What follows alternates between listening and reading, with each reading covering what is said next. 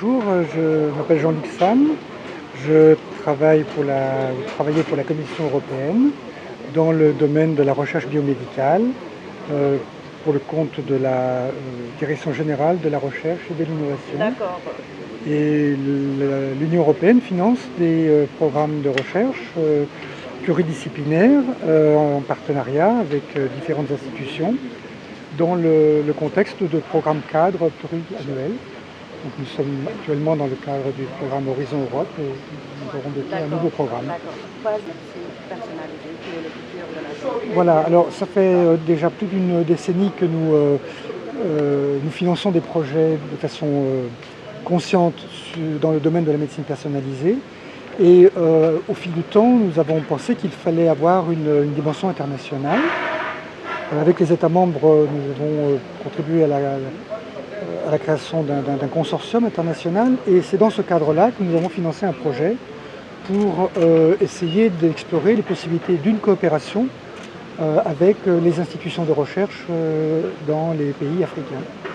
Et donc c'est à l'invitation du projet que je suis ici. Maintenant, le premier workshop a eu lieu au Kenya. J'ai pu constater, parce que j'y étais, qu'il y avait un enthousiasme très, très fort pour la médecine personnalisée. Et donc ici, maintenant, c'est le dernier workshop et j'espère qu'il y aura des perspectives qui se dégageront. Ce qui me paraît important, c'est de préciser que c'est une médecine, de mon point de vue en tout cas, c'est la médecine de l'avenir, parce que c'est la médecine qui intègre la génomique, qui intègre les données de santé aussi sous la forme du dossier médical informatisé, c'est la médecine qui intègre aussi la télémédecine, enfin tous ces éléments-là. Et il me semble que quand on veut développer un système de santé ou améliorer un système de santé, on est obligé de prendre en compte cela. Et donc il y a un saut technologique à faire. Et puis un saut aussi peut-être culturel à faire parce que c'est aussi un nouveau paradigme pour les médecins, c'est une nouvelle façon de penser la médecine. Et là, je ne sais pas, en Europe, les patients sont prêts. On vit quand même dans des sociétés qui sont un peu plus individualistes. Les médecins doivent aussi évoluer de leur côté.